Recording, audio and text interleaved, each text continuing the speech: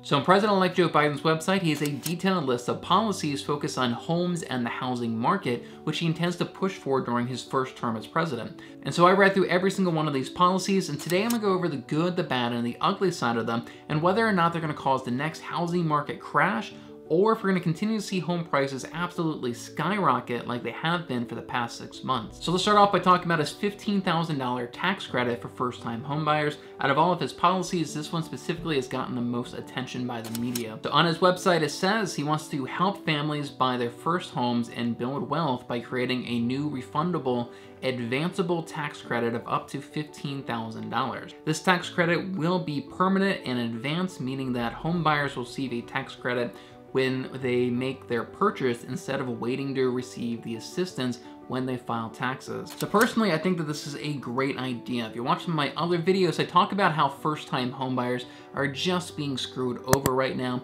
especially those that are relying on these government-backed loans like the VA loan or FHA loan. And with home prices just skyrocketing the last 12 months, it's becoming harder and harder for first-time homebuyers to come up with that initial down payment. So home prices have risen 15% over the last 12 months, according to the National Association of Realtors. So a $400,000 house is now worth $460,000. So that first-time home buyer now has to spend an additional $60,000 to get in that same house that they could have gotten in 12 months ago, much cheaper. And because of this, it's harder and harder for them to come up with that initial down payment.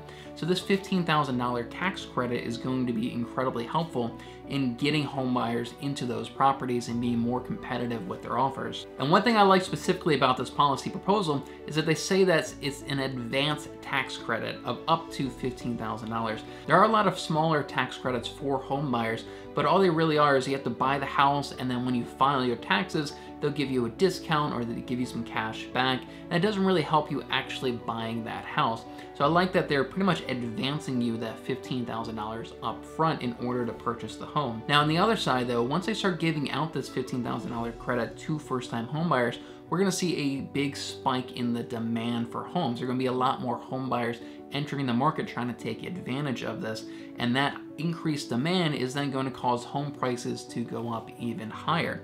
So that tax credit is not going to be as effective as home prices go up even higher. So if you're a home owner, I really think that this policy is going to cause your home price to increase. If you're a first-time home buyer, I would say take advantage of this policy as soon as you can. Be one of the first handful of people to really take advantage of this, because that increase in buyers entering the market is going to cause home prices to go up. That $15,000 is going to become less and less effective as home prices go up. Now, if you're not a first-time home buyer, this kind of stinks for you. That's going to be an increase in buyers in the market. Home prices are going to skyrocket. So I would say if you're not a first-time home buyer, try to buy a home and get locked into a home before they enact this policy, because those increased number of buyers in the market is going to make it more challenging for you, and it's going to become more competitive for you in order to lock down a property. So let's take a look at some of the other policy proposals and kind of the direction that he's going in with these policies. So on his website, he says tens of millions of Americans spend more than 30% of their income on housing. And as president, he plans to invest $640 billion over 10 years to help Americans get affordable housing. So this is pretty interesting to me that he's pointing this out, that many Americans spend more than 30% of their income just on housing. Because I've been harping on this concept for the last handful of videos, that this huge increase in home values is not a good thing for our economy as a whole. If you now have to spend an additional $60,000 to get that same house than you would have 12 months ago, and your mortgage payment is now more expensive than it was 12 months ago, that means you have less money to support your family, less money to go on vacations, less money to pump into the economy. And I can almost guarantee you that the percentage of a household income that is spent on a mortgage moving forward the next few months is going to be much higher than it was in 2019. So here Joe Biden sets that threshold that he doesn't want Americans to have to spend more than 30% of their household income in order to get quality housing. And I think this is a really interesting concept, because by doing that, if you can reduce everybody's housing costs, that means they have more money to then pump into the economy in other ways. That means that these families are gonna have more money that they can spend on clothes and foods and vacations and their cars, and that could have a really positive impact on the economy. So next up, he wants to end redlining and other discriminatory and unfair practices in the housing market. He wants to protect homeowners and renters from abusive lenders and landlords through a new homeowners and renters Bill of Rights, modeled after California Homeowners Bill of Rights. This new Bill of Rights will prevent mortgage brokers from leading borrowers into loans that cost more than appropriate, prevent mortgage services from advancing foreclosures when the homeowner is in the process of receiving a loan modification, give homeowners a private right of action to seek financial redress from the mortgage lenders and servicers that violate these protections, and give borrowers the right to a timely notification on the status of their loan modification, and to be able to appeal modification denials. So this is really interesting to me. This here is him actively wanting to take steps to prevent the foreclosure crisis, which is absolutely a real thing and has already started in many states. The big question though is, can he get these policies passed in time to prevent the foreclosure crisis, which very well could cause a major housing crash? Like, the truth is, the whole foreclosure system is very screwy right now and really does favor the banks. I am always hearing stories about homeowners who, if they could just refinance their home at a lower interest rate, or if they could just make interest rate only payments for a few months, or skip a few payments and add it to the end of their mortgages, like, they could get back on track and pay that bank and keep their homes. But in many of those situations, the banks just refuse to work with them, and they instead foreclose on them and repossess the property. Frustrating thing is, there are many situations where a homeowner may have $100,000 in equity in their property, which they just can't access without selling their home, but they can't make those monthly mortgage payments. The bank is kind of incentivized to foreclose on them then, because that bank can then turn around and sell that property, and the bank gets all that equity. They get to keep that $100,000 profit when they sell that house. So the entire foreclosure and bank repossession process is very screwy, and it does favor the banks. And I am all for complete reform to that entire process. And I think that by reforming that, we could prevent a housing market crash in the future, like what we saw in 2008. The big question though is, can he enact these policies soon enough? And I don't know if he can. We're already seeing this foreclosure crisis starting in some states. Florida, for example, has already lifted the moratorium on foreclosures and is now allowing banks to foreclose on homeowners who have simply been unemployed for the last few months and not able to make their mortgage payments. But I love this idea of a Bill of Rights for homeowners and massive reform to foreclosure process. And I think that's gonna have a positive effect on all homeowners, keep home prices much more stable, and we're simply not going to have as many foreclosures in the market. So if you're a real estate investor and something like this does get passed, you know, the number of opportunities for investors may shrink because of a Bill of Rights like this. So he also wants to focus on preventing tenants from getting evicted, and he says here he will encourage localities to create eviction aversion programs, including mediation, payment plans, and financial literacy education programs. And so this sounds great from the perspective of a tenant, and I don't really want anybody to lose their house, but from the perspective of a landlord, which I am, you know, if you have a tenant who's simply not making their payments and you yourself are now burdened with making that mortgage payment, it puts the landlord in a really tricky situation as well. And, you know, I don't think anybody enjoys evicting tenants, but landlords are in a tough position as well. So this kind of makes me a little worried. If something like this does get passed, you know, it may be trickier and more complicated, maybe more risk involved to be a landlord moving forward in the future. So Biden also talks about how he wants to expand the Section 8 housing voucher program.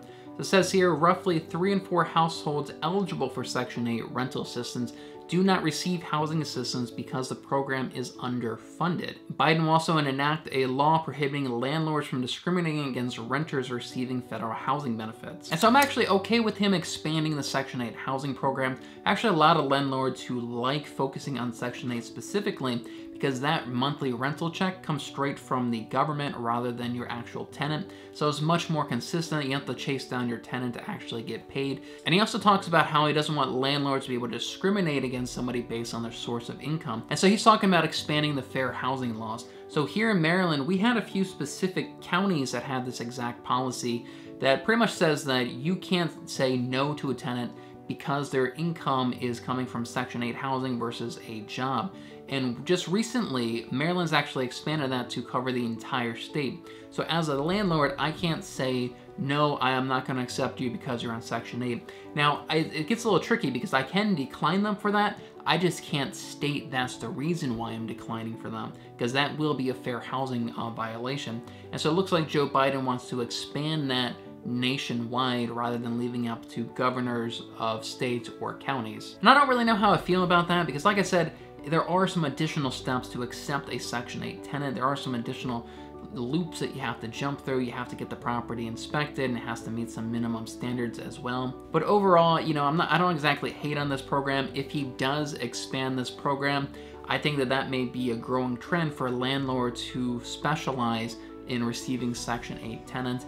And, you know, like I said, it's a consistent rental check. You don't have to worry about your tenants missing those rent payments nearly as much when they are on these Section 8 housing vouchers. So the next section I have mixed feelings about as well. So it talks here about how he wants to expand housing benefits for first responders, public school educators, and other public and national service workers. So on the surface, you're reading that headline, I am all for that. I am all for incentivizing people for these kind of critical jobs in our economy. But it's when you get down into the details of these specific policies that I'm a little lackluster and I'm a little disappointed. So it says here, Biden will expand the Good Neighbor Next Door program, which is designed to help strengthen communities that have experienced significant underinvestment and high rates of poverty, while also providing opportunities for first responders, educators, and those engaged in national services to purchase homes in the same communities. And he's going to do this with down payment assistance programs, significant discounts on the price of a home on a large pool of homes, and providing us access to low interest loans to rehabilitate these homes. So essentially, these critical workers, teachers, firefighters, police officers, he's going to help them buy homes, but only in like underdeveloped neighborhoods, only in essentially bad neighborhoods which they work in. So there's a lot of very specific loopholes and caveats to this program, which is pretty disappointing. So I'm a veteran myself, and I've used the VA loan to purchase every single one of my properties. I'm up to 3 houses now, and the VA loan is a fantastic program. 0% down towards the loan. You don't have to pay private mortgage insurance on that loan, and typically interest rates are about 1/4% lower than the rest of the interest rates.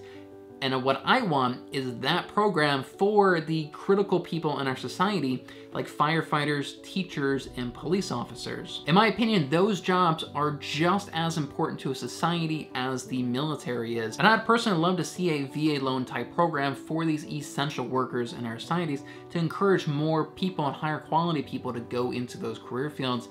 And so his proposal here, it's kind of a step in that right direction, but it stops way too short, because these incentives only apply to like essentially really bad neighborhoods. So I like that he's going in that direction. I want him to go much further with that though, in my personal opinion. So the next one I find very interesting. I've never actually thought about this, but he says that he wants to create a public credit reporting agency. Being able to obtain a credit report is a critical step for homeownership, but today credit reports, which are issued by just 3 large private companies, are rife with problems. So the whole credit system is also really goofy and really needs massive reform. Essentially, you have 3 private companies that track every single person and the credit history of every single person out there, and they've got a specific algorithm to give you a numerical value, which people then use to determine what kind of interest rate you get and kind of what your risk factors are. But those 3 credit reporting agencies, they often have mistakes. It's very common for them to have mistakes on your credit history. And a lot of the factors that improve or hurt your credit score are oftentimes just ridiculous things. Like if you have a lot of credit cards with very little debt, that is a good sign to the credit reporting agencies. If you actually look at what your credit score is, that's a bad sign to the credit reporting agencies. It is completely ridiculous, and that whole system needs massive reform. So I love the idea of creating a government-backed a federal credit reporting agency which tracks all this data. And I love the idea of that system being much more transparent for consumers as well. So I find this a very interesting idea, and I am all for it. But in the end, it is going to come up to the private companies, the banks and the credit card companies and mortgage lenders, if they are going to use this public credit reporting agency, or if they're still going to rely on the private companies. But maybe we could have some kind of policy where if you're doing a government-backed loan, like a VA, USDA, or FHA loan, that those loan programs do use this public government-backed credit reporting agency. So I am all for this. I think that that system, like the foreclosure system, really needs massive reform. And I think that this is a good step to helping first-time homebuyers get into properties as well. Because a lot of those first-time homebuyers, they are just really unaware of that whole credit system. You know, they're usually a little bit younger. And if you do have bad credit, typically you have a higher interest because the banks see you as having more risk. And having a higher interest rate means a higher mortgage payment, which means you're spending more of your monthly income on your housing costs. This goes all back to Joe Biden wanting to reduce everybody's housing costs to no more than 30% of their monthly income. So next, he wants to establish a $100 billion affordable housing fund to construct and upgrade affordable housing. $65 billion of that was going to go to new incentives for state housing authorities, $10 billion to make homes more energy efficient, $5 billion to increase stock of affordable housing. And as part of this, he wants to provide tax incentives for construction of more affordable housing in communities that need it most. And he will expand the low-income housing tax credit, a tax provision designed to incentivize the construction of rehabilitation of affordable housing for low-income tenants. So this one's also really interesting to me. We have a lot of new construction communities here in Maryland, but many of them are selling homes at a premium, right? The homes are $400,000, $500,000, $600,000. There really are no new construction communities around here that are building a lot of smaller $200,000 or $300,000 homes. So providing some sort of incentive to the builders to make these more affordable housing is pretty interesting, and I think that that really could help a lot of people out. The average home price in America is about $400,000 right now, so increasing the supply of these more affordable options could help a lot of renters go from being a renter to being a first-time home buyer. But right now in a lot of areas, your options are being a renter or buying a $400,000, $500,000 house, which they can't afford.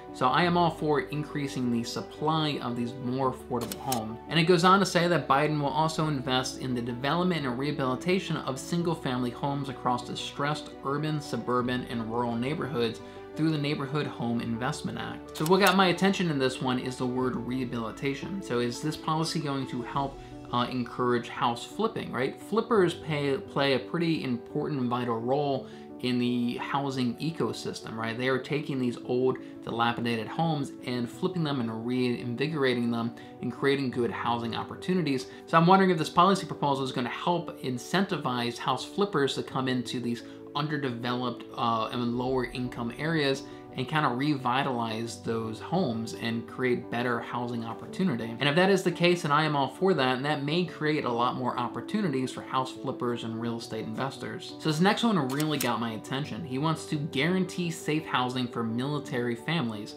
The government has broken its trust with military families providing subpar housing. He wants to enforce a comprehensive standardized tenant bill of rights for military families. So if you're not in the military or a veteran, you may not be aware of this, but there have just been numerous stories and reports over the last 10 years or so of really just terrible housing condition for military families, right? So a service member may get stationed at a base, and that base may require that they live in on-base housing or require that they live in some specific off-base housing, and just some of the standards of those housings are just really terrible. Now this is kind of on a case-by-case basis. Some bases have outstanding on-base housing, while others have housing from literally like the 1970s that have never been updated.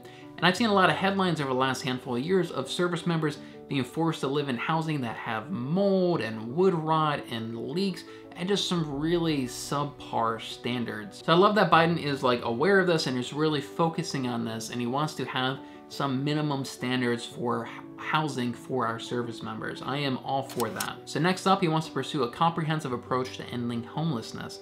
Says he wants to develop a national strategy for making housing a right for all, and he wants to invest $13 billion into tackling homelessness over the next 5 years. And his proposal will create over 400,000 additional housing units for homeless individuals. So as of right now, we are heading towards a major foreclosure crisis and an eviction crisis once this foreclosure and eviction moratoriums expire.